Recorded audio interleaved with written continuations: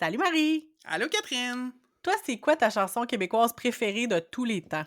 Faudrait que j'y aille avec les hauts et les bas d'une hôtesse de l'air de Diane Dufresne, Oh, quand même. l'hymne de la femme de carrière des années 70 qui est un peu perdue. J'aime la musique de cette chanson-là, j'aime la mélancolie. Obviously, j'aime la voix de Diane Dufresne. Fait que je dirais que c'est ma toune. Toi? Ben, j'en ai vraiment plusieurs, là. Faut dire que moi, j'ai comme une passion pour la musique québécoise, que j'ai entretenue pendant vraiment longtemps. Mais, si j'avais à en choisir une dernièrement, là, dans les dernières années, c'est «Entre l'ombre et la lumière» de Marie-Carmen. Mmh!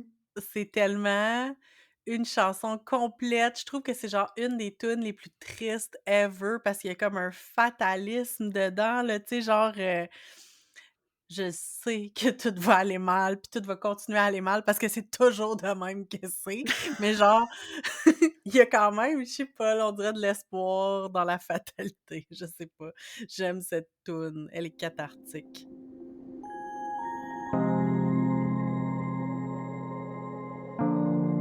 Vous écoutez Entre deux eaux, le balado où on nage entre la pataugeoire de la culture pop et les eaux profondes des feelings.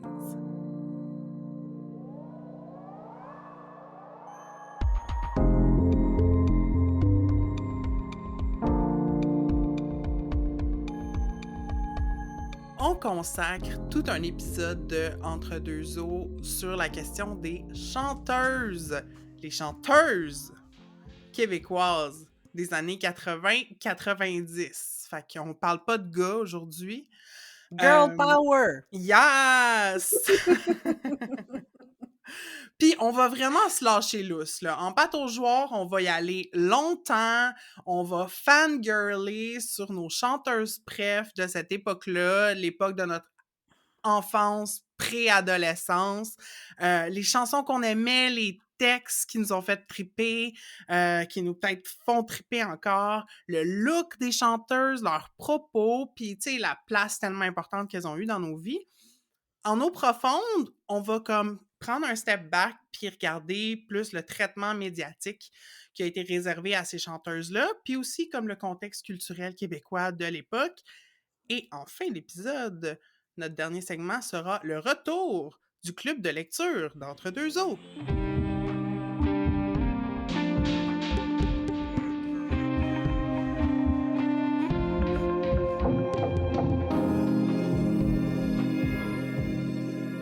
Ça fait longtemps que Catherine et moi, on voulait parler des chanteuses qui nous ont marqués quand on grandissait, parce que, obviously, vous le savez maintenant, on est des mines de références culturelles millénariales.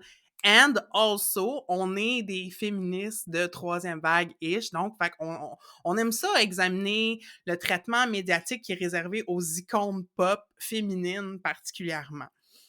Mais on savait comme pas trop sous quel angle traiter le sujet. Puis là, éclair de génie, on s'est rendu compte, en fait, pour nous, en tout cas, les chanteuses, c'est à quelque part le premier modèle de construction du soi féminin qu'on a eu. C'est vraiment ça qu'on va regarder en première partie, comment on se positionnait par rapport à nos idoles, qui sont nombreuses, mais on va parler de quelques-unes en particulier. C'est clair. Puis tu sais, dans notre épisode, spécial qu'on a fait avec Toutes Pantoute, c'est sûr qu'on a abordé le phénomène des Spice Girls, puis de comment ils ont été importantes dans nos vies, puis dans notre construction de nous-mêmes aussi.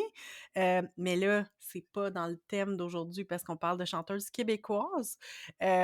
Puis de toute manière, en tout cas, pour c'est le cas pour moi, je sais pas pour toi Marie, mais moi, à part les Spice Girls puis les Backstreet Boys, là, dans les années 90, j'écoutais pas de musique américaine. C'était pas mal plus de la musique québécoise que j'écoutais, là. Ça puis des trames sonores de Walt Disney, là. Moi, je pense que j'ai commencé à écouter de la musique américaine vers le milieu du secondaire, puis tu sais, c'est Mmh, devenu presque l'exclusivité de ce que j'écoutais ouais. à un moment donné. Mais au primaire, en tout cas, puis début du secondaire, j'ai surtout écouté de la musique québécoise. Euh, Puis que j'avais des albums, en fait, que j'écoutais. Tu sais, Ouais! j'écoutais de la musique américaine de la radio qui jouait genre au 6 à 6 à C'est quoi?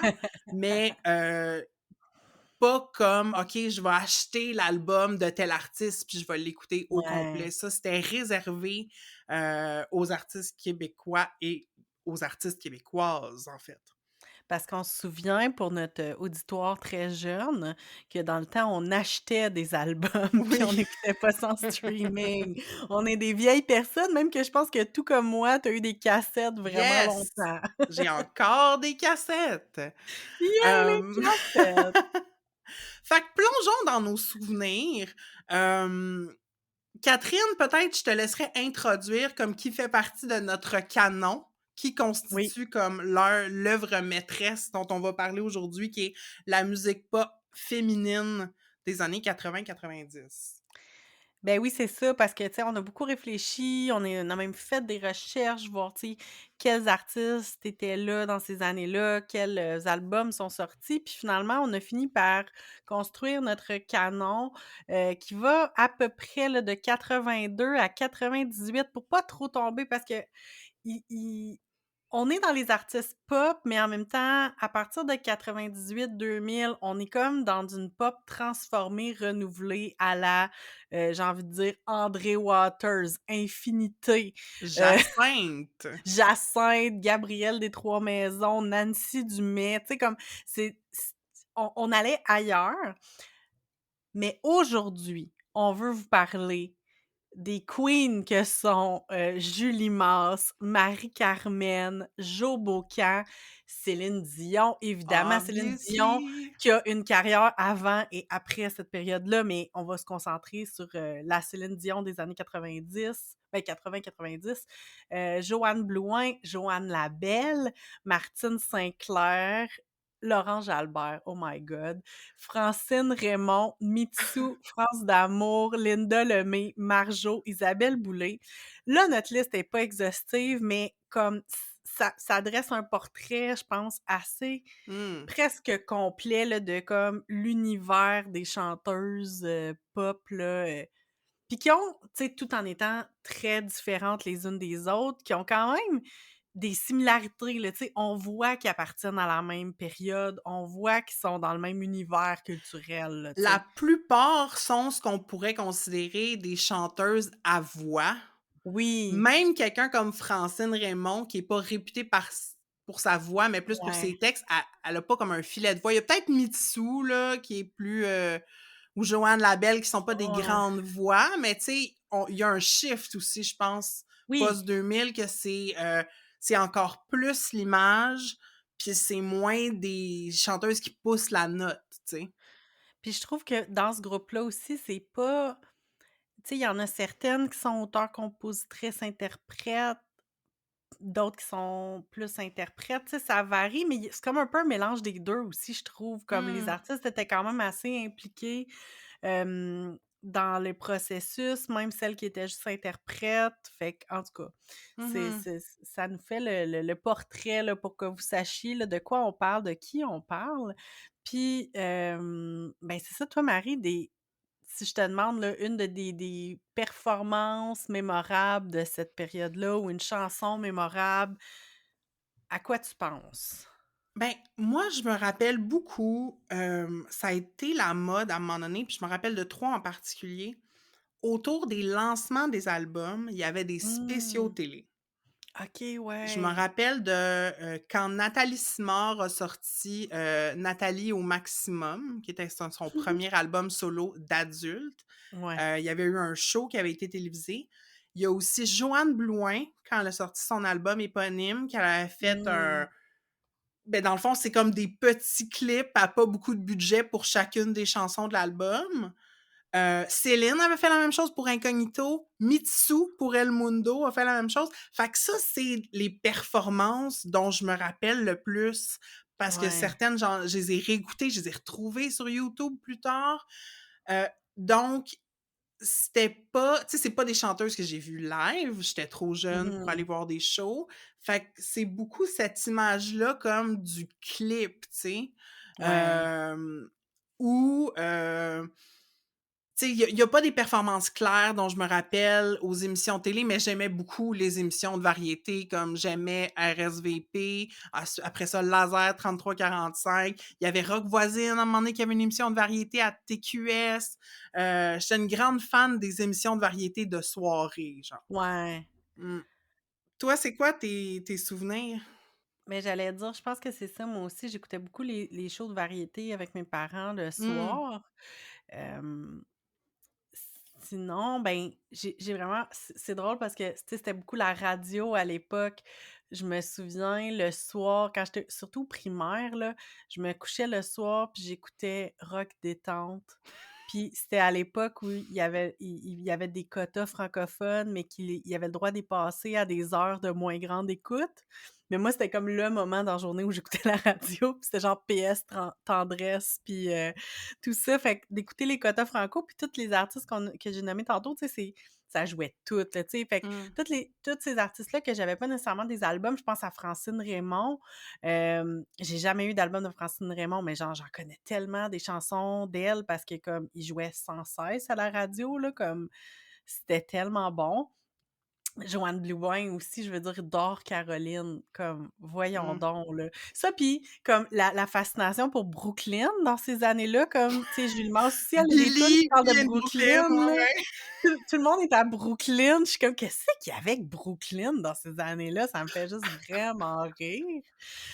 Fait que c'est ça, tu sais, comme de m'endormir le soir parce que je me souviens, j'ai comme fait un shift de rock détente à Radio Énergie, genre probablement en 5e, 6e année, là, parce que là, c'était vraiment pas cool d'écouter rock détente. Puis là, ça devenait plus cool d'écouter Radio Énergie, là, mais c'est ça, avec dans le temps, en Outaouais, dans l'équipe du matin, il y avait Stéphane Fallu, je voulais le dire. Ah! Stéphane Fallu faisait partie de l'équipe du matin de l'Outaouais dans les années fin mi-90 là, parenthèse. Mais, mais sinon comme, tu sais, on dirait que j'ai moins de souvenirs de vidéoclips, je les ai plus comme réécoutés comme même en préparant l'émission, j'ai comme découvert des vidéoclips que j'avais jamais vus de ma vie, de tunes que je connaissais super bien.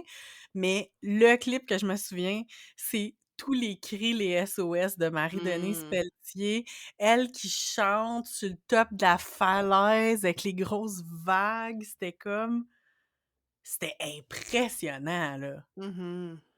Les tournages en extérieur. Puis j'ai écouté tantôt le clip de Entre l'ombre et la lumière de Marie-Carmen, justement, puis le clip, c'est juste elle qui est assise sur une plage sur le bord de l'eau, puis qui touche du sable. J'étais comme: «Ah OK!» comme certains diraient: «Choices?» Mais bon, mais en même temps, la tune est excellente, là, mais Ouais. On a des images. En tout cas, moi, j'ai des images de vidéoclips très claires, ouais. comme justement, tu as parlé de Billy, Julie Mance dans sa veste de cuir, Mmh. obviously Incognito, Céline avec les Ben lunettes oui, oh my aviateurs, god. comme amazing. Quoi d'autre comme image? Ben, Joanne Blouin, elle a un clip «J'aurais voulu te dire». Je sais pas, il me semble il y a comme du tissu en arrière, je me rappelle pas super bien, mais Mitsu El Mundo dont je parlais tantôt là, Oui! comme le clip de, La Corrida, Les Chinois, Bye Bye Mon Cowboy, Marjo bohémienne, comme elle marchait sur une rail de train avec comme une affaire qui flottait dans le vent. Je pense que la deuxième source de musique, c'était comme les cassettes que je me retrouvais à avoir chez nous. Fait que, tu sais, heu, parmi les cassettes que j'avais, justement, là, le premier album de France d'amour, je l'ai tellement écouté. Puis c'est drôle parce que quand comme j'ai eu l'album de France d'amour, puis l'album Y de Linda Lemay en même temps, fait que pour moi, c'est comme des disques qui vont ensemble. Comme même s'ils sont pas pareils, tu sais, sont à part d'être de la même époque, tu sais, c'est des disques qui vont ensemble. Puis, Julie Mance, Marie-Carmen, même affaire, puis l'album 2 de Céline Dion. Je me souviens pas en quelle année c'est sorti 2, mais c'est 94, dans je ces pense. années-là. Ouais, quelque chose de même, mais 2, oh my god. Mmh. Puis, tu as mentionné les Spice Girls tantôt, puis je me disais, à quelque part, là, si on faisait un girl group, comme un super group, avec toutes ces chanteuses-là, Oh puis on my essaierait god. comme de leur attribuer comme une Spice, genre, ça serait quoi? C'est le S Club 7, Mais genre, québécois. Tu sais, comme Marie-Carmen, Ouais, quand on préparait l'épisode, on se disait, tu sais, Marie-Carmen, c'est comme la sorcière un peu ouais. gothique, tu sais, ben intense. Heu, Martine St-Clair, tu sais, les petites bouclettes un peu, tu sais, la fille qui tombe tout le temps en amour. Laurence Jalbert, c'est comme la fille de Gaspésie, genre, tu sais, comme justement, je sais pas, sur un rocher, Francine Raymond avec sa guitare pis sa chemise à carreaux. Marjo la rockers, tu sais. Isabelle Boulay, qui est comme la fille qui est tout en peine d'amour. Mmh. Tu sais, ils ont comme tout un peu leur saveur. Non, c'est clair. Je vais continuer dans ta lancée. Julie Masse, c'est vraiment l'innocence, là, tu sais, la Mmh. douceur puis ben, pas l'incrédulité, mais comme j'ai comme l'impression, tu sais, c'est celle qui la naïveté, c'est ça que je voulais dire, Ouais. comme un peu la naïveté. Mitsu, c'est sûr que c'est la sexy. Ouais, oui, j'allais dire la cochonne. Tu vois, moi, j'étais allée, pour des mots, puis, Mmh. je sais pas, j'ai envie de dire que Céline Dion, ça doit être comme tu sais, de par le début de sa carrière internationale, tu sais, comme celle qui sait tout. On dirait que je sais pas, Mmh. je pense que Céline Dion, elle a comme un petit côté genre sait tout, pas nécessairement meilleure que les autres, mais plus comme veut montrer qu'elle a de l'expérience puis qu'elle connaît le Ouais. monde, là, tu sais, mais pas péjorativement, mais peut être interprétée comme péjorativement, tu sais? Mmh. Puis Linda Lemay, écoute, ben, c'est la grande parolière, tu sais, fait que c'est Mmh. celle qui doit lire plein de livres puis qui doit, toujours être en train d'écrire quelque chose, là. Ouais, c'est ça, comme elle fait de la poésie en ouvrant son frigidaire le matin, là, tu sais. C'est la David Goudreau. Non, non, non, non, non. Mais en tout cas, je trouvais ça drôle de Oui, considérer parce que vu qu'on parle de, tu sais, que c'est des personnes qui nous ont aidés à construire notre identité, ben, c'est comme qu'on avait plein de modèles de possibilités devant nous, tu sais, puis on oui, pouvait dire: «Ah, je vais pogner tel aspect de telle chanteuse, puis tel autre aspect de telle chanteuse», puis, une des manières que moi j'avais trouvé avec mes amis, puis je pense toi aussi, Catherine, d'explorer un peu ces différentes identités-là, c'est via la performance, via mais le oui, lip sync. tellement, oh my god. Puis là, ben, on se lance parce que c'est ça qui est drôle, parce que là, aujourd'hui, en 2022, si je pense à du lip sync, je pense à des performances de drag queen. Mmh. C'est comme le lieu qu'on voit du lip sync beaucoup dernièrement, mais à l'époque, dans les années 90, le concours de lip sync du club des 100 watts, it was a thing. Comme, tu sais, on écoutait ça, tu sais, puis j'ai même jamais eu comme la volonté de m'inscrire au concours de lip sync, mais genre, je savais que c'était quelque chose. Puis là, ben, dans la cour de récréation, on jouait au lip sync. Tu sais, comme, c'est devenu quelque chose, là. Toi, est-ce que tu avais voulu, Marie, te présenter ta candidature au concours de lip sync?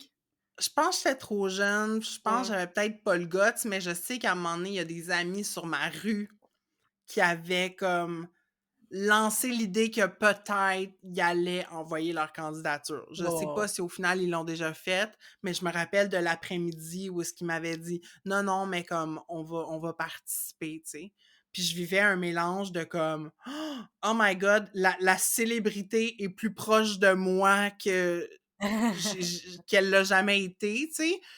Puis en même temps, j'avais comme une pointe de jalousie, genre comme: «Comment ça que toi, tu penses que tu peux aller là?» tu sais?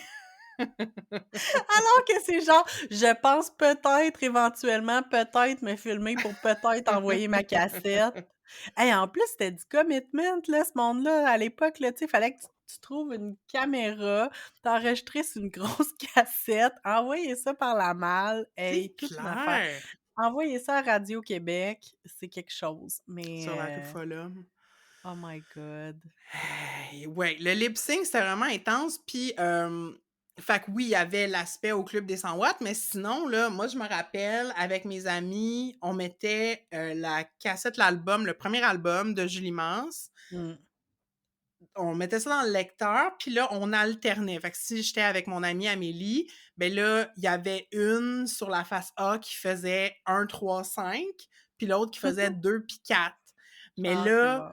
tu tu voulais moi, je voulais 2 puis 4 parce que 4 c'était «Prends bien garde», Oh! mais si t'avais un 3 5 t'avais entre autres ces zéros, mais t'étais aussi pogné avec les dunes de sable, qui était la chanson 5 de la face A que personne aimait, genre. Fait que c'était tout le temps la bataille à savoir qui en tout cas. Fait qu'on alternait. C'est si drôle! Mais Oh comme my c'était une god! activité sociale, le Oui, lip oui. sync, puis j'ai dit qu'on parlait pas de gars, là, mais on faisait aussi du lip sync sur les bébés, là. On se mettait un T-shirt avec une ceinture, puis on dansait, puis on chantait devant le miroir, tu sais. Ça a fait partie de mes jeux d'enfant, puis c'est très, très exutoire. Puis encore maintenant, le lip sync, comme j'adore faire du lip sync. J'aime aussi chanter quand j'écoute de la musique, mais l'année passée, durant le couvre-feu, c'était vraiment tough. Je me bottais le cul pour sortir dehors. Puis là, ben, je choisissais une tune là, sur mon téléphone avec mes écouteurs. Puis genre, je dansais puis je chantais en même temps. Puis ça m'a vraiment aidé à sortir de mon gros funk. Euh, Parce que c'est ça, il y a comme un aspect de défoulement puis de se connecter avec sa fabulousness, tu sais, pour autant que d'après ce que j'en sais, il y a aucune femme dans celle qu'on a nommée qui est queer. Je Mmh. pense que le lip sync puis mon amour de ces chanteuses-là, c'est le point de départ de ma queerness, tu sais. Pas que je tripais sur elles, que j'avais envie, comme que j'étais en Ouais. amour avec aucune d'elles, quoique, peut-être, mais c'était surtout comme de tu sais, dans une société sexiste, il y a pas vraiment de Mmh. place pour les femmes d'être fabulous, de crier, d'avoir plein d'émotions, mais dans la chanson, c'était possible, tu sais. Ouais. C'est là que j'allais explorer mes émotions, mais aussi, tu sais, mon tu commences à, explorer ton rapport à la séduction, puis, c'est ça, tu sais, c'est vraiment fondamental pour moi, le lip sync et les chanteuses. Mais c'est vraiment intéressant ce que tu dis parce que dans le fond, je pense que il y a beaucoup de chansons d'amour, puis tu sais, il y a beaucoup, comme tu dis, tu sais, le lien avec la séduction, tu sais, chacune de ces chanteuses-là ont comme un degré plus ou moins important de sexiness, mais tu sais, comme ça fait partie, la séduction, les histoires d'amour, la féminité, fait que je pense que probablement que, tu sais, parce qu'on est queer, ça vient avec, comme même si c'est pas nécessairement des représentations d'amour queer qui étaient présentées dans ces chansons-là, mais c'est ça, ça fait partie de nous, là, j'ai l'impression, là. Mhm.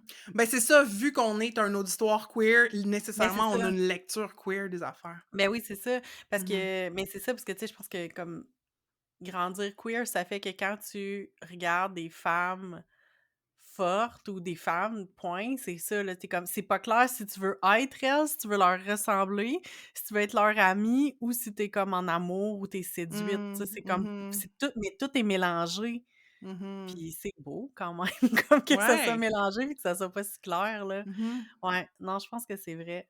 Toi, tu fais-tu encore du lip sync? Mais moi, c'est ça. Moi, mon expérience de lip sync, c'est beaucoup, beaucoup les albums de l'album que j'avais de Julie Mars, qui est son deuxième, puis l'album Miel et venin de Marie-Carmen. Miel et venin, mais ça, je le faisais toute seule. Je partais la radio, puis moi, je faisais un show au complet, là. Je faisais un entracte Yeah! quand je tournais la cassette de bord, là, mais je le faisais back à back, là. Ah, mon C'était Dieu. c'était mon album. Mais après ça, au final, on dirait que j'aime trop chanter, fait qu'on dirait comme je suis pas, puis je suis peut-être un peu moins f à l'aise à bouger dans mon corps, danser, tout ça, tu sais, je suis pas habile, je trouve. Fait qu'on dirait que je me juge plus, puis je me juge moins quand je fais plus chanter, tu sais. Moi, je suis le jukebox, je vais chanter n'importe quelle tune, tu me partirais une tune de Francine Raymond que j'ai pas écoutée depuis 25 ans, probablement que je la chanterais au complet, du début à la fin parce que mon cerveau s'en souvient. Puis des fois, je vais sortir mon petit ukulélé, puis je vais essayer de trouver des accords, mais tu sais, je suis pas bonne là, mais comme ça m'amuse, ça me détend, ça me permet de Mm, reconnecter, puis, c'est sûr que ces tunes-là, ben, c'est des magnifiques tunes, là. mhm. Fait Là, tu viens de mentionner Julie Mars, Marie-Carmen. Les 2, toi et moi, on a écouté à la fois la série Pourquoi Julie et Pourquoi Marie ensuite, là, qui sont 2 séries de balados. La première, qui est une idée originale d'Émile Perrault, puis la deuxième saison sur Marie-Carmen qui est, plus menée par Stéphane Leclerc. Fait que, hem, toi, t'étais-tu plus parce que dans le fond, la prémisse là, de la série podcast, surtout la deuxième série, Stéphane Leclerc dit: «Ah, moi, dans le cours d'école, c'était divisé en team Julie Mars puis team, Marie-Carmen». T'étais-tu plus, toi, team Julie ou team Marie? Mais c'est ça l'affaire, c'est que moi, il y avait pas cette dualité-là dans ma cour d'école, on n'a jamais parlé de ça. Puis j'aimais énormément Julie Mars et j'aimais énormément Marie-Carmen, puis j'ai jamais été placée dans une position où je devais choisir entre les 2. Comme bien sûr qu'il y a beaucoup de différences entre les 2, puis je peux comprendre que ça que qu'émergent 2 camps là, tu sais, Mmh. mais pour moi, c'était juste je les aimais vraiment beaucoup.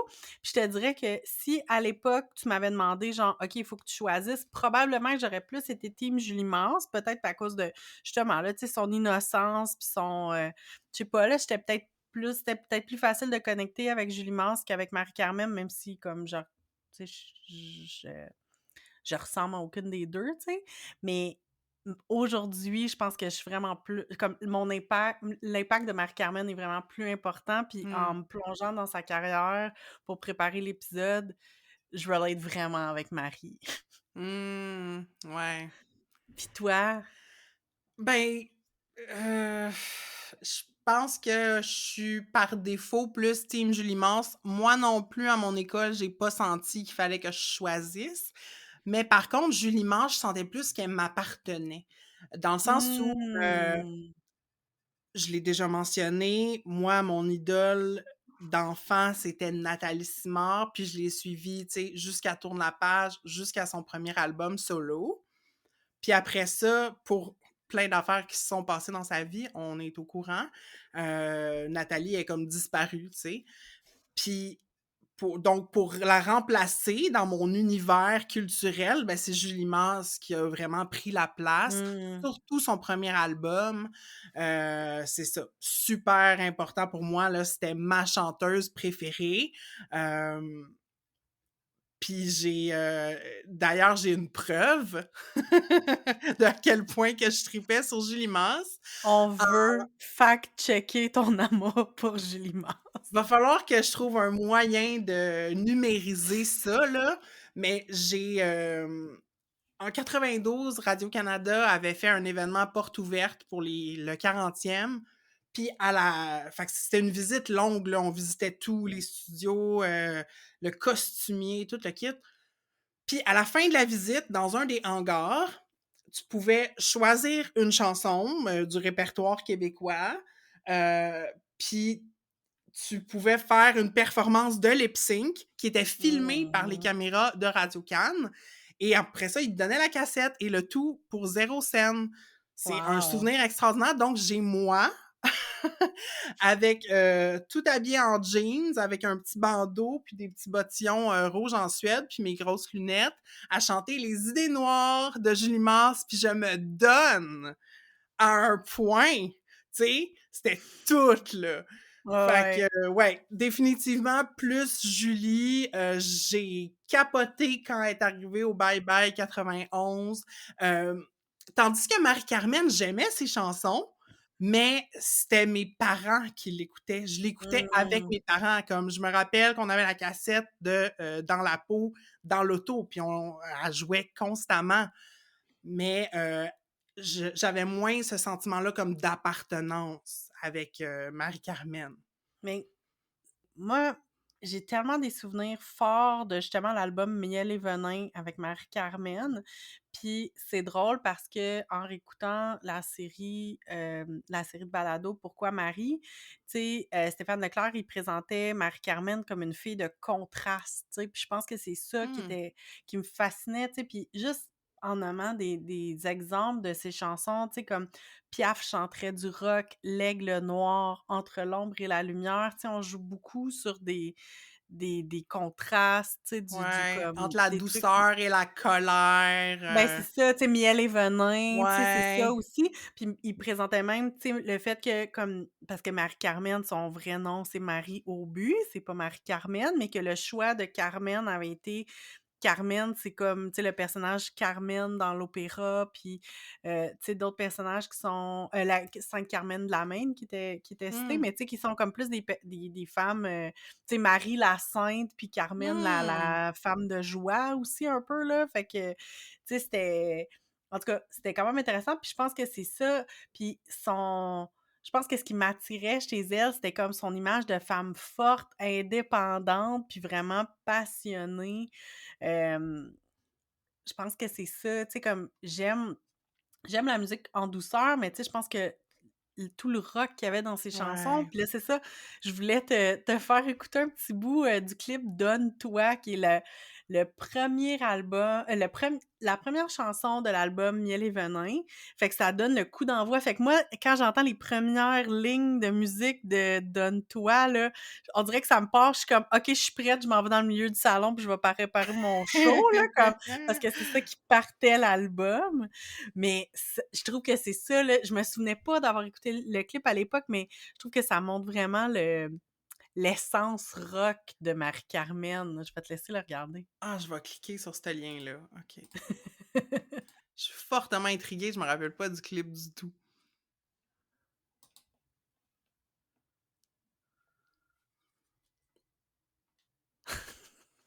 OK, c'est comme là, ce que je vois présentement, il y a comme un cobra. C'est comme Oui, la scène d'une performance rock. Là, elle tu vois les sort du musiciens. cobra, on dirait. Marie, elle danse, c'est ça, à l'intérieur du cobra. Puis là, t'as le gars qui joue sa guitare, le monde crie. Wow! Il y a beaucoup d'hommes dans l'assistance aussi, c'est ça que je remarque parce que, tu sais, souvent les femmes ont comme beaucoup de femmes qui vont aller les voir. Je trouvais qu'il y avait beaucoup de gars dans l'assistance. Puis Ah, les mais c'est guitaristes, moi, je trouve vraiment vraiment qu'on dirait que c'est les bébés. ouais, mais c'est vraiment un elle est rockeuse, là, Ouais, clair. ouais, ouais. Elle a un manteau en cuir avec des studs. Wow! OK, c'est merveilleux. Je vais pas l'écouter au complet, Ouais, mais je m'attendais pas à ça parce que j'ai pas de souvenir comme tu disais, tu sais, comme il y a un clip qui est sur le sable, là, puis elle touche du ouais. sable, puis tu sais, je pense entre l'ombre et la lumière, tu sais, elle fait juste regarder la caméra, puis tu sais, Ça, je c'est sais pas, l'Aigle se toucher noir. les bras. Ah, c'est l'aigle noir, ça? Ouais, Mais t'oubliais, elle est dans son appart, puis elle est depressed, tu sais, c'est des ouais, settings intimes. ouais. Fait que ça m'a Mmh. surpris que le clip soit dans un setting comme public. Ben, non, c'est ça, fait que ça m'a puis je trouvais que ça montrait bien, là, cette image-là de, tu sais, de femme forte, justement, là, tu Mmh. sais, qui est en plein contrôle, puis qui est c'est ça, c'est séductrice, puis ah non, c'est Marie, c'est quelque chose. Mmh. Ouais, ouais, ouais. Puis personne n'a oublié, tu sais, Marie-Carmen, puis on le sait, elle est partie pendant un bout, elle est allée comme, je sais pas, missionnaire au Pérou, je dis n'importe quoi? Ben, oui, oui, tu dis n'importe quoi. Non, c'est pas vrai. Oui, elle est partie au Pérou, elle travaillait dans des orphelinats, puis tu sais, j'ai pas comme fait une analyse totale là, de sa vie, là, mais c'est un peu ça, là, tu sais. Elle est partie dans une quête spirituelle aussi, Ouais. là. Je pense que c'était ça, là, qui l'amenait, ailleurs. Puis, quand il y a quelques années, elle est revenue au Québec, puis elle s'est remise à donner des entrevues.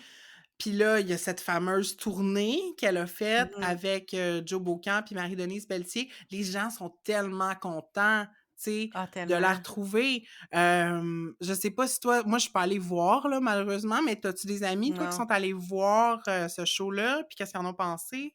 Ben oui, j'ai des amis qui ont vu ça, puis ils ont capoté leur vie pour vrai, là.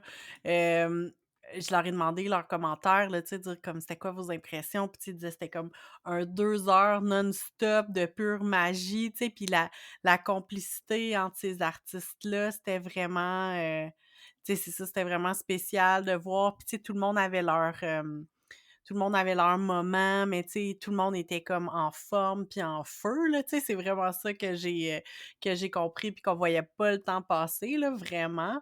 Hem, Puis que c'est ça, que chacune pouvait s'exprimer selon sa propre personnalité. Mmh. Puis, tantôt, je suis retournée écouter, l'entrevue que les 3 ont donnée, à Tout le monde en parle.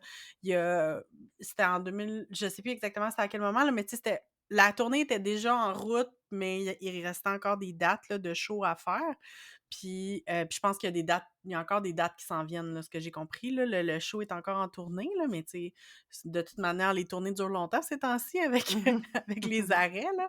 Mais, mais c'est ça, dans l'entrevue, à Tout le monde en parle, tu voyais la complicité puis le fait qu'elles sont comme devenues une nouvelle entité. Tu sais, tantôt, c'est drôle, tu disais, «Oh, on devrait faire un girls band avec toute cette gang-là», mais c'est un peu comme si eux autres, elles l'ont quasiment fait là, tu mh. sais, avec cette tournée-là. Je trouve que c'est vraiment, ça donne vraiment le goût d'aller voir ce show-là, en tout cas. Ouais, c'est ça, puis tu sais, ben, je pense qu'elles se sont préparées, là, mais tu sais, elles ont un réel plaisir à comme connecter avec le public, puis je pense que le public, ce qu'il reçoit parce que ce qu'ont en commun toutes les chanteuses qu'on a nommées au début, c'est que c'est toutes des femmes entre 20 ben, en fait 17, pas dans le cas de Mitsou, mais comme tu sais Ouais, 17 et 35 après, ouais. à peu près. Puis après ça, ben, pour différentes raisons, il y en a plusieurs qu'on voit plus, tu sais, puis moi, les commentaires de mon côté que j'ai eu par rapport à ce show-là, de personnes qui l'ont vu, c'est le fun de voir des femmes de cet âge-là sur la scène, tu sais, Mmh. en pleine possession de leurs moyens, heu, qui oui, qui ont une voix comme encore vraiment haute, mais aussi, tu sais, qui parlent d'amour, de sensualité, de heartbreak, tu sais. Puis on a pas la chance de voir ça souvent, puis je pense que le public a soif de ça, tu Ouais. sais. Puis, je suis certaine que parce qu'elle parlait à quel point leur tune est encore d'actualité, là, tu sais, puis en même temps, c'est que ça amène aussi l'aspect universel, là, des thèmes des chansons généralement. Mais, tu sais, que là, maintenant, elles les chantent avec tellement de bagages de vie, là, tu sais, qu'elles Ouais. avaient pas nécessairement à 25 ans ou à, tu sais, Mmh. dépendant de l'âge qu'elles avaient, là, quand elles ont eu le voyons, Leur méga succès, là, merci. leur ouais. Puis c'est drôle, je voulais comme citer Marie-Carmen parce que dans l'entrevue, elle a dit de quoi, puis j'ai comme fait: «Oh mon Dieu, pause, faut que je note ça». Puis là, j'ai comme compris pourquoi je connectais avec Marie-Carmen. C'est qu'elle disait, parce qu'il parlait, tu sais, de son arrêt, puis de pourquoi elle avait arrêté sa carrière et tout. Puis elle a dit: «Je peux pas continuer à faire quelque chose si le cœur n'y est pas, comme ou le cœur n'y est plus». Tu sais, que est tellement passionnée par ce qu'elle fait que, elle peut pas continuer à moitié, tu sais? Puis je relate vraiment à ça. Comme moi, quand je Mmh. commence à être bored quelque part, il faut que je m'en aille, là, tu sais? Comme quand je sens le début de la fin, là, je suis comme: «Non, non, je m'en vais, je peux pas juste faire une job puis être bored en la faisant, là, comme je peux pas». Fait que j'étais comme: «Oh mon Dieu, Marie et moi, on est la même personne». Non, c'est pas vrai, quand même pas, Oui, là. et moi, je suis la même personne que Julie Mars, donc je t'annonce, Catherine, que je m'apprête à déménager aux Bahamas avec mon Oh. amoureux anglophone et que nous aurons 4 enfants et tu ne me verras plus jamais. Non!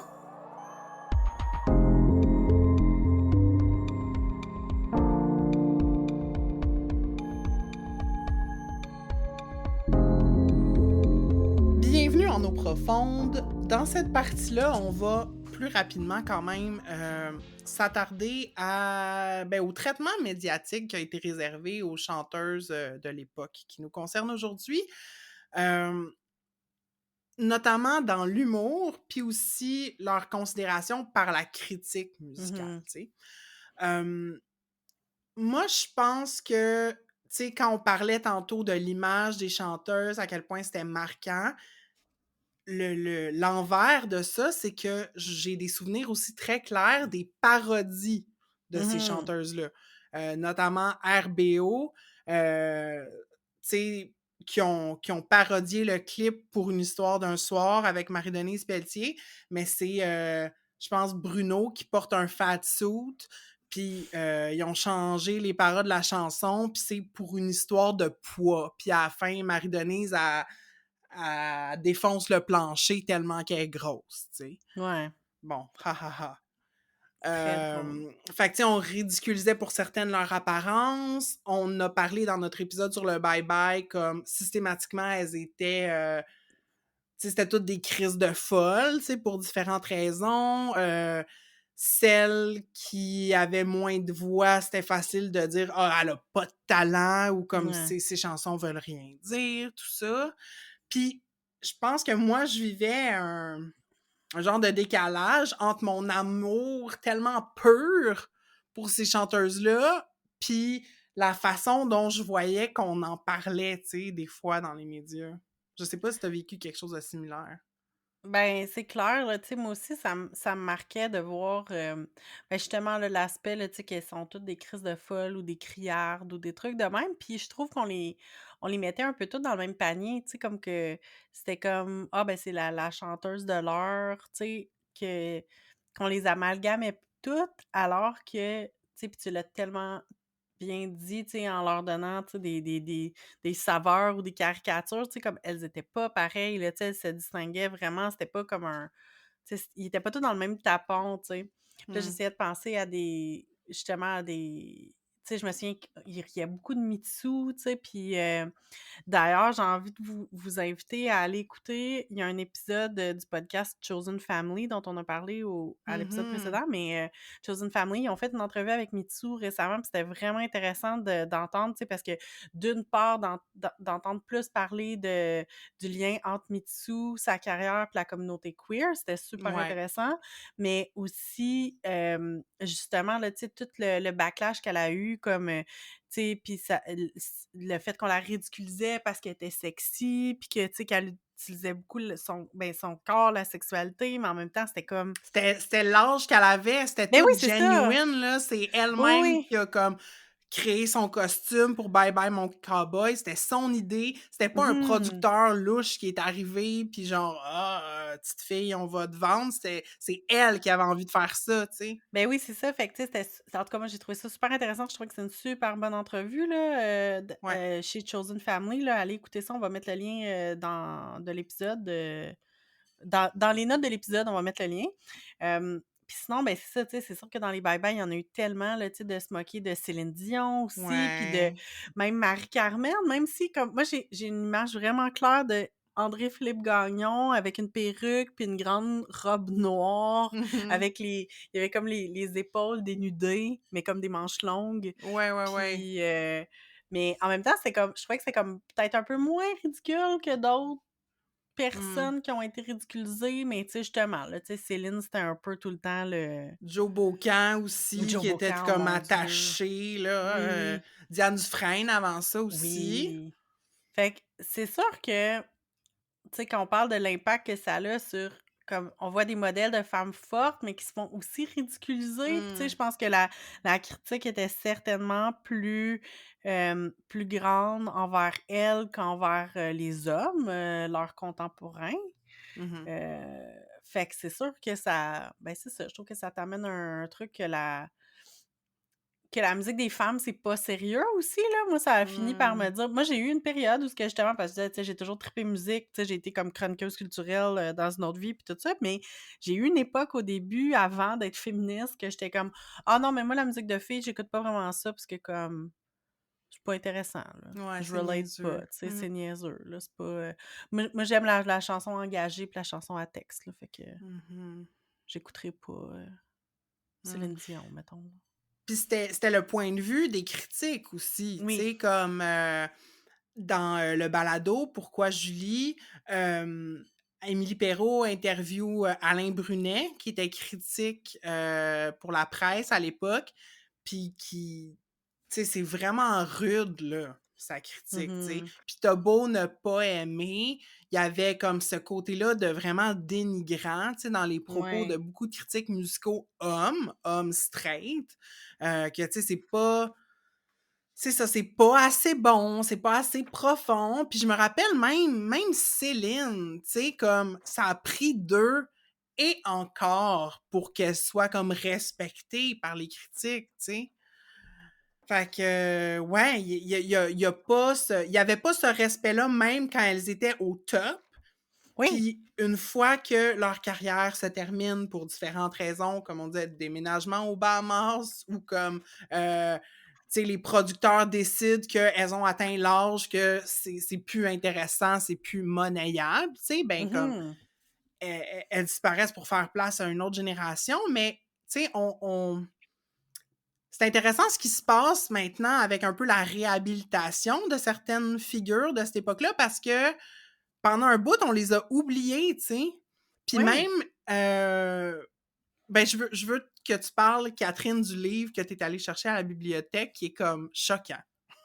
Ben oui, ben, c'est toi qui m'as parlé de ce livre-là. Dans le fond, c'est un livre qui s'appelle «Les 101 disques qui ont marqué le Québec». C'est un ouvrage écrit par Éric Trudel, donc recensé par Éric Trudel et c'est sorti en 2008. Fait que, tu sais, c'est sûr qu'on parle des 101 disques qui ont marqué le Québec, jusqu'à des débuts à 2008.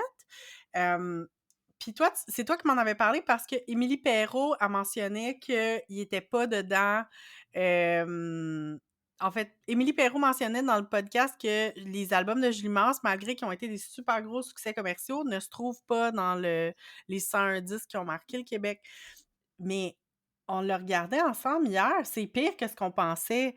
Je veux dire, il y a quand même certaines femmes qui sont représentées, mais là, j'essayais de voir la période qui nous intéresse, là, justement, les années 80-90. Ben, je peux vous dire que, parce que tous les albums sont présentés en ordre chronologique, fait qu'on a back-à-back, là, en 79-80, on a l'album Je ne suis qu'une chanson de Ginette Renault, on a Striptease de Diane Dufresne, et En flèche de Diane Tell. Et donc là, on est en 1980.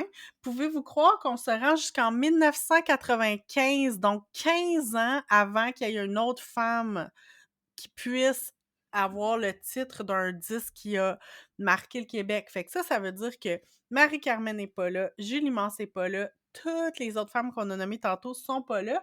La seule, en fait, en 95, on arrive avec l'album 2 de Céline Dion, que là, ah, peut-être on va daigner. Puis au début, je pensais que, de la manière que ça a été fait, je pensais qu'on avait juste décidé, comme choix éditorial, de mettre comme un album par artiste, qui aurait été comme legit, là, de dire, bon, ben, regarde. Puis là, après ça, je me suis rendu compte que non, tu sais, mettons comme Jean-Pierre Ferland, il y a 2 albums, en même temps, ils sont clairement dans 2 époques, ça va. Mais on a 2 albums de Jean Leloup back à back, là, ben, presque, là, tu sais, dans le sens qu'il y a comme L'amour est sans pitié puis Le Dôme. Je dis pas que c'est pas des albums qui ont pas marqué le Québec, je fais juste dire que comme là, à un moment donné, il y a quelque chose, puis que le fait qu'il y a juste un album de Céline, puis là, tu tournes la page, puis sur la deuxième page, il y a comme les pochettes d'albums de tous les albums de Céline en disant comme: «Ah oui, by the way, Céline, elle a fait plein d'albums cool». Tu comme: «Ben voyons, mais pourquoi t'en as pas mis au moins un autre dans tout Au ça?» moins incognito, là, voyons. Ben oui! Je comprends pas, je comprends sincèrement pas. Puis, c'est ça, fait qu'on est comme 15 ans sans voir, tu sais, il y a comme 2 ou 3 femmes qui font partie de certains groupes. Tu sais, comme je pense au groupe Corbeau, fait que tu sais, il y a Marjo, mais c'est pas Marjo, c'est Corbeau. Mmh. Après ça, il y a, Me, Mom and Morgan Taylor. On pourrait arguer qu'il y a une fille dans le premier album des Colocs, Mara Tremblay, mais tu sais, à un moment donné, là, tu sais, il faut quasiment les chercher. Et je tiens à dire qu'on ne peut pas compter comme comme album féminin l'album du groupe Madame.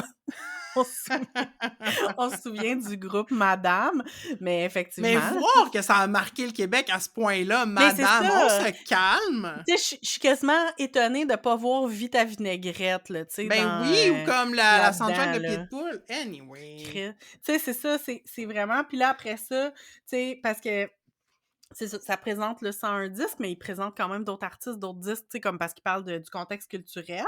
Puis, fait que j'étais allée dans l'index. Fait que l'index est supposé de suivre comme, tu sais, d'avoir la liste de tous les artistes qui sont nommés dans le livre et non pas seulement ceux qui ont été comme présentés. Ben, Christy, aucune mention de Julie Mars, aucune mention de Marie-Carmen, sauf que en plus de Loco Locass, on a dans l'index chacun des membres du groupe. Donc, je peux trouver dans l'index à la fois Batlam, Shafik et Biz, mais je ne trouve nulle part Marie-Carmen et Julie Mars. Puis à un moment donné, je suis comme, ah, c'est décourageant, là. Ah, c'est comme un gros blind spot, là, tu sais, c'est comme puis je pense que c'est les critiques masculins s'en rendent pas compte, Non. tu sais, qu'ils oublient des choses, puis c'est pas juste le propre du Québec. Il y a Ben non, quelques c'est sûr. années, il y a, NPR, donc la radio publique américaine, qui a fait, une liste des 150 meilleurs albums, faits par des femmes. Puis, on va mettre la liste là, dans les notes de l'épisode, mais cette liste-là a été créée spécifiquement parce que quand il y a des listes comme ça, là, les 100 meilleurs albums, les 50, whatever, des whatever dernières années, c'est tout le temps des dudes, tu sais, au top. Puis il y a quelques femmes clairsemées, puis on s'intéresse pas à la musique faite, chantée par des femmes. Donc cette liste-là visait à comme contrer ça. J'aurais quasiment envie qu'on fasse l'équivalent pour les artistes Mmh. québécoises féminines. Tu sais, ça serait quoi les 50, mettons, meilleurs albums faits par des femmes au Québec? Je serais curieuse de voir ça aurait l'air de quoi. C'est clair. Mmh. C'est décourageant de voir que c'est ça, que c'est pas reconnu par la critique puis, tu sais, on s'entend, c'est tellement subjectif, là, comme choix, là. Mmh. Mais tu sais, je dis pas que ça tend à changer, mais dans le sens où, tu sais, c'est pour ça que c'est tellement le fun, hem, pour les quelques chanteuses qui font un retour Mmh. présentement, que ce soit, tu sais, dans les 2 podcasts qu'on a nommés. Puis pour vrai, si vous avez pas écouté Pourquoi Julie, Pourquoi Marie, ils sont disponibles sur le même feed de podcast. Puis c'est les 2 ils examinent dans le fond pourquoi ces 2 chanteuses-là qui ont été si populaires à un moment donné sont juste parties du spotlight, tu sais. Mais tu as parlé, c'est ça, de Mitsu à Chosen Family, il y a JS Tendresse, tu sais, Jean-Sébastien Girard qui est beaucoup là-dedans comme d'inviter, tu sais, des anciennes chanteuses, à faire des performances pour des entrevues à son émission. Heu, je pense que le conte des mime gays, ça fait Oui! partie de ça. Tellement, puis j'ai l'impression que ça démontre aussi la place que prennent les milléniaux Mhm. et les vieux milléniaux dans l'espace médiatique, là, tu sais, aussi, là, tu sais, des shows comme JS Tendresse, justement, ou le conte les des mimes gays, c'est, je trouve, des super bons exemples de justement, là, tu sais, de regarder qu'est-ce que c'était quoi les artistes qui étaient importants pour nous dans notre enfance, puis de qu'est-ce que dans notre enfance, adolescence, puis de comme puis qui sont tellement importants pour notre construction de soi. Tu sais, on revient à ce qu'on disait au début, mais c'est ça, là, tu sais, c'est les artistes qu'on a vu grandir. Puis en plus, tu sais, je sais pas si tu déjà entendu, là, il y a comme une théorie qui dit que à partir de 30 ans, tu découvres plus de nouvelle musique, là. C'est un petit peu triste, mais de dire que comme généralement, à partir de 30 ans, à moins de vraiment te forcer, là, à découvrir des nouvelles choses, souvent, tu vas juste continuer à écouter ce que tu as toujours écouté, là, jusqu'à 30 ans, dans le fond, là. Mmh. Mais fait que c'est un peu ça. Fait que là, on est comme dans trentaine, dans quarantaine, fait qu'on va, montrer, ce qui nous a accompagnés, là, toute notre enfance, notre adolescence, là.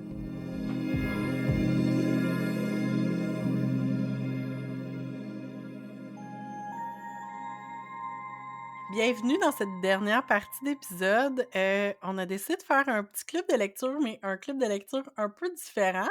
Parce que d'habitude, un club de lecture, c'est qu'on a lu le même livre puis on en parle. Mais je pense que tout comme moi, t'as eu de la difficulté à lire dernièrement ou t'as comme moins. En tout cas, moi, je sais que j'ai eu de la misère à lire dans les derniers mois, mais là, j'ai comme des livres que j'ai tout entamé puis que j'ai hâte de finir Ouais. puis de comme consommer au complet. Fait que j'avais envie de partager ça avec vous, puis en même temps, me mettre un peu de commitment là, puis dire que je vais les finir, que c'est sur ma pile de comme de priorités à lire. Fait qu'on va vous présenter là, les petites lectures qu'on veut faire, dans les prochaines semaines et mois. Mmh. Marie, quelle est ta première lecture que tu veux nous présenter? Moi, ma première lecture, c'est un livre que j'ai commencé. Je suis rendue, je pense, drette à moitié. J'en avais pas entendu parler. J'ai vraiment été attirée par la couverture. J'étais allée à ma Mmh. librairie locale, puis j'ai fait: «Ah, ça a l'air intéressant». Puis, dans le fond, ça s'appelle Les mauvais plis de Anne Lardeux. Mmh. Puis c'est un livre québécois. C'est un langage très poétique. Il y a de l'érotisme dedans. C'est l'histoire de une fille en particulier, mais il y a comme d'autres, tu sais, il y a différentes voix là, dans le roman. Puis Mmh. elle vit temporairement il y a comme un squat dans une ancienne station-service avec comme des personnes là. Mais tu sais, des fois, comme je lis des phrases, puis je suis comme, OK, je suis pas sûre d'avoir compris, mais je vais persévérer, puis comme, maybe it will make sense, parce que c'est un univers qui est le fun. Puis Mmh. j'aime la manière dont l'auteur joue avec le langage. Puis d'ailleurs, je pense qu'elle est prof, là. Je me rappelle plus. Tu sais, j'ai fait comme des recherches minimales pour savoir qui est cette autrice. Mais voilà, Les Mauvais Plis de Anne Lardeux, un petit livre tout cute, imprimé sur du carton aux éditions Loi de Cravant. Vraiment intéressant. Wow! Ben moi, ma 1re lecture, c'est, l'ouvrage collectif Self-Care sous la direction de Nicolas Dawson. J'ai lu là les premiers textes, mais comme juste c'est juste la proposition, parler de self-care dans un contexte de pandémie avec des auteurs et des autrices comme Caroline Dawson, Kamala Macrel, Pierre-Luc Landry, évidemment Nicolas Dawson. Moi, j'avais adoré Désormais ma demeure qui parlait beaucoup de dépression. J'avais été super touchée, fait que j'essaie de lire à petit peu par petit peu le self-care. C'est un livre que puis tu sais qui est très varié dans la forme, tu sais, il y a de la poésie, il y a des textes, il y a beaucoup de poésie en fait, puis il y a des textes un peu plus, suivis là, mais une petite lecture qui fait du bien puis qu'on peut prendre à petites bouchées là, tu sais, vu que c'est un collectif, c'est pas quelque chose de suivi là, mais bien hâte de l'avoir fini. C'est publié où? C'est les éditions Hamac. OK, cool. Je pense pas que j'en avais entendu parler. Non! Hmm? Il est super instagrammable. OK, Il est fun. il est OK. très beau. Cool, je vais checker ça. Moi aussi, j'ai un ouvrage collectif. Ben, Oh! c'est différent. C'est Ouais. pas des essais par différentes personnes, mais c'est un ouvrage dans lequel il y a plusieurs, encore une fois, là, plusieurs voix. C'est Empreinte de résistance de Alexandra Pierre aux éditions du Remue-Ménage. Donc, c'est paru l'année passée. Moi, je l'ai acheté dès que c'est sorti. Euh, mais dans le fond, c'est Alexandra qui a rencontré différentes femmes racisées, autochtones et noires au Québec. Puis, dans le fond, chacun des chapitres sont des portraits de femmes. Fait que ça a ça de très accessible dans le sens où tu peux comme aller voir un peu des résumés, tu sais, du parcours de chacune de ces femmes-là puis dire ah ben j'ai envie d'en savoir plus sur comme Dalila Awada, mettons, tu sais, ou Marliane Lopez. Fait que ouais, c'est un livre vraiment intéressant. Puis je pense que j'ai profité du format. Tu sais, j'ai lu certains chapitres, puis je pense que j'aurais envie de finir. Je vais essayer de le finir pour le 8 mars. Je vais essayer. Oh! Moi, je l'ai lu l'année passée, c'est vraiment bon, j'ai vraiment Hmm. aimé ça. Puis je trouvais que c'est une lecture agréable, là. C'était vraiment le fun de découvrir des femmes que certaines je connaissais puis d'autres pas du tout, là, mais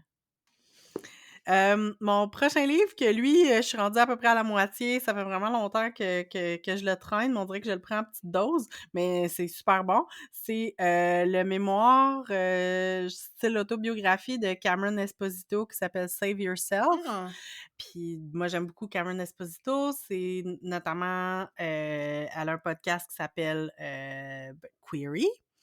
Fait que qui fait beaucoup d'entrevues, puis Cameron Esposito parle beaucoup, de sa personne, fait que c'est vraiment intéressant, là, de voir, son parcours comme jeune catholique, qui était dans des missions chrétiennes, pour aller, sauver les gens dans des pays du tiers-monde, puis, qui s'est rendu compte à un moment donné que ça avait pas de bon sens cette approche-là, puis aussi qu'elle était lesbienne puis que ça marchait pas avec comme, l'univers, puis tu sais, beaucoup, dans le fond, elle s'est découvert homosexuelle au moment où le mariage gay a été légalisé dans son État. Fait que c'est quand même, c'est ça, super intéressant, je l'aime beaucoup, très drôle, tu sais, c'est une comique, là, c'est une humoriste, fait que Hmm. très bon livre. Nice. Moi, mon prochain, et lui, je ne l'ai pas commencé encore, mais j'ai bien hâte de m'y plonger, c'est Les Maisons de Fanny Britt. Ça fait quand même Mmh! une couple d'années que c'est sorti. J'en avais entendu des bonnes choses. Puis, il était pas cher à ma librairie. Puis, fait que je l'ai pris, puis j'ai lu la description en arrière, puis je vous le lis. Dans 3 jours, Tessa, agente d'immeuble et mère de 3 enfants, a rendez-vous avec un homme. Entre-temps, il y aura des visites de propriété, l'essayage d'un maillot de bain, un pont à ne pas briser, des rappels de l'enfance, la peur de vieillir dans l'amertume. Habitée par une peine indélogeable, Tessa examine les contours de son passé. Cesse-t-on un jour de désirer ce que l'on a ardemment voulu à 20 ans?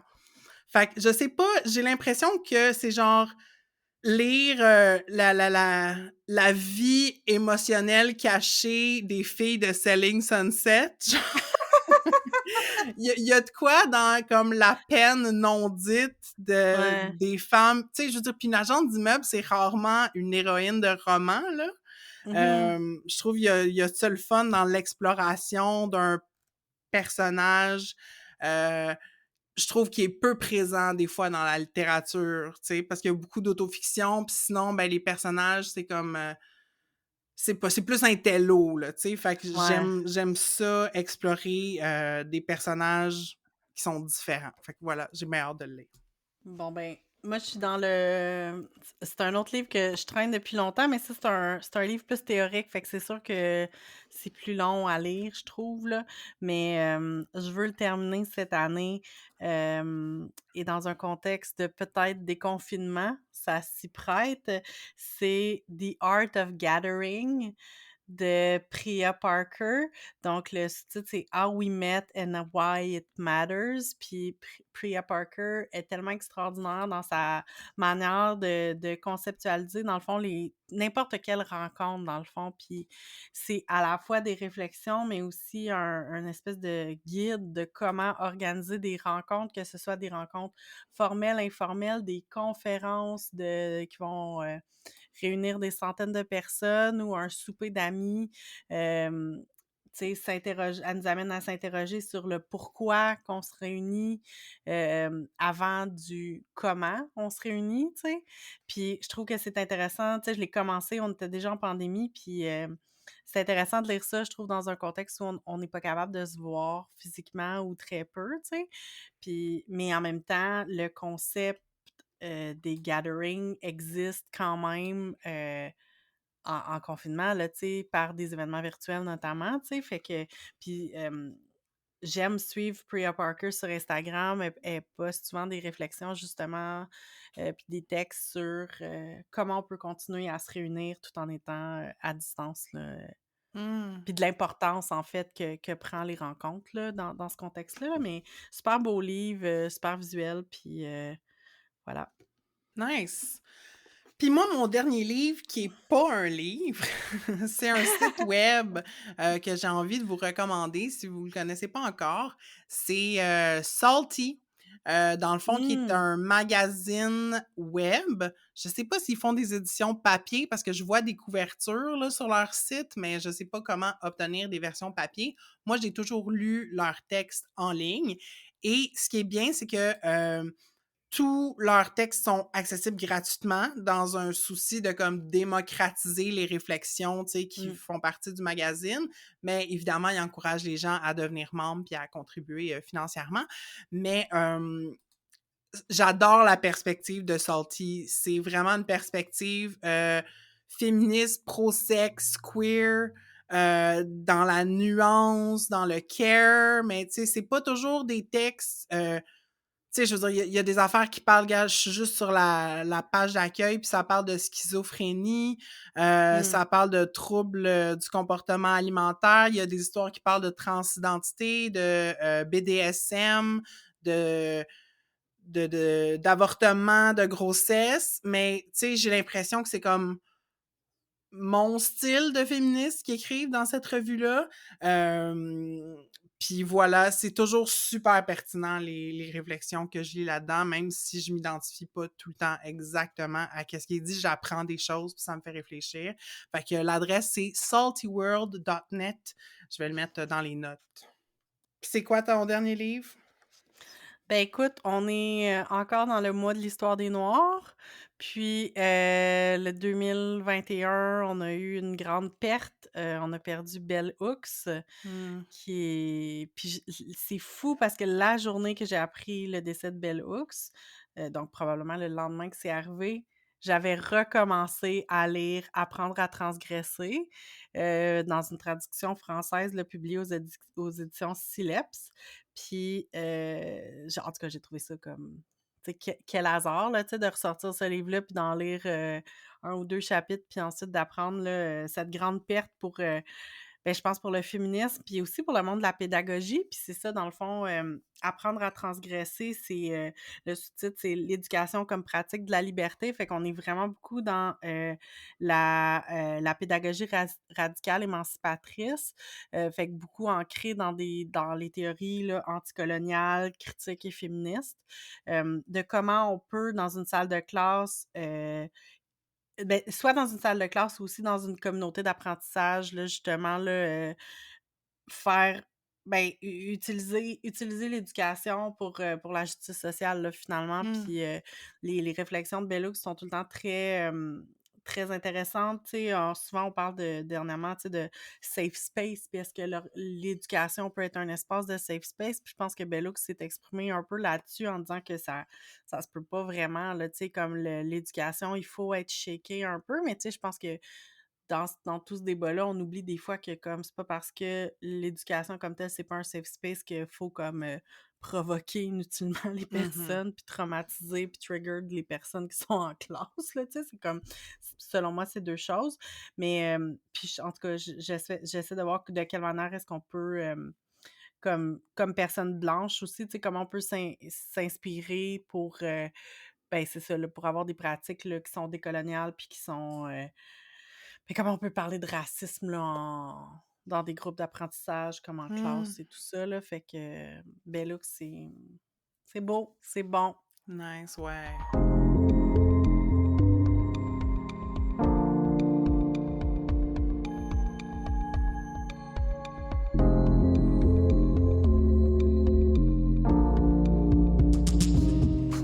C'est déjà tout pour, ce bel épisode d'Entre 2 eaux dans lequel on a vraiment fait un deep dive dans la culture keb des années 90. Marie, qu'est-ce que tu as retenu de ce qu'on a dit? Comment ça t'a fait te sentir, en fait, de parler de nos idoles de jeunesse? Ben, je le savais déjà à quel point je les aimais, mais comme, tu sais, ça réaffirme mon amour pour toutes ces chanteuses-là dans toute leur diversité de propos et personnalités. Puis, je pense que ça m'a fâchée pour le traitement aussi qu'on leur Mmh. a réservé.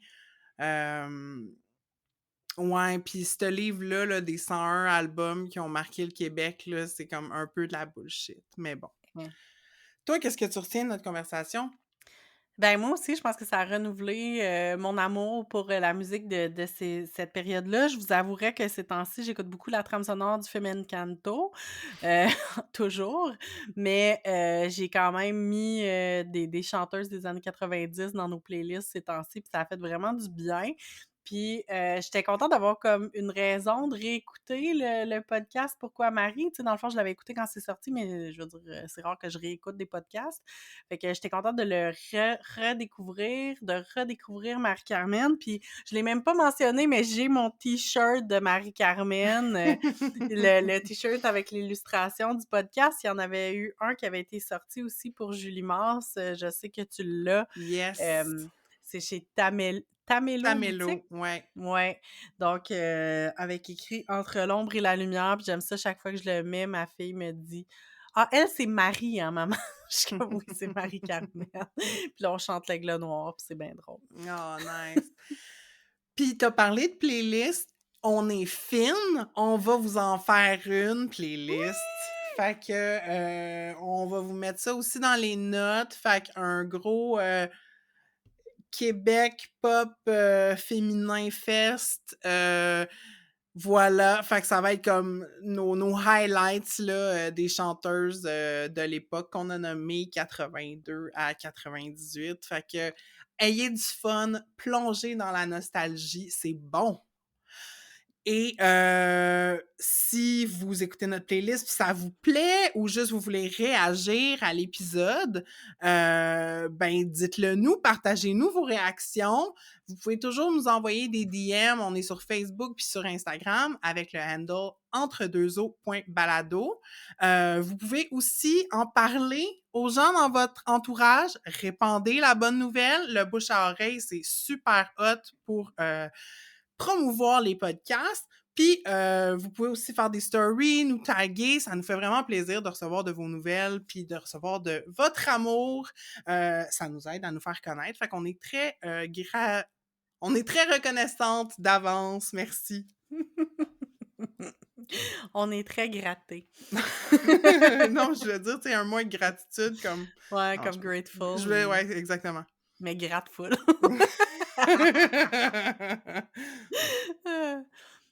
Puis, si vous avez le goût de nous aider concrètement à réaliser ce podcast-là, puis si vous avez quelques dollars de trop dans vos poches, ben vous pouvez nous appuyer financièrement en joignant les rangs de nos flotteurs. Donc, les flotteurs sont les personnes qui contribuent financièrement au balado. Vous pouvez programmer un don récurrent à Entre deux eaux pour aussi peu qu'$1 par mois, puis en échange, vous aurez quelques épisodes bonus durant l'année. Puis vous pouvez aussi nous faire un don unique. Toutes les infos sont sur notre page web au entredeuxeaux.pinecast.co dans l'onglet Nous soutenir. Et une manière gratuite de faire rayonner le podcast, c'est d'aller nous mettre 5 étoiles sur Apple Podcast et dans Spotify. Et le prochain épisode, on poursuit notre exploration de la chanson Made in Québec, mais on va parler des tunes engagées. Voilà, fait que qu'est-ce qu'on entend par tune engagée? C'est ce que vous saurez dans 2 semaines. Mais chose certaine, il y aura des dudes en chemise carottée. Alors, sur ce, on va dire au revoir et à bientôt! Bye bye!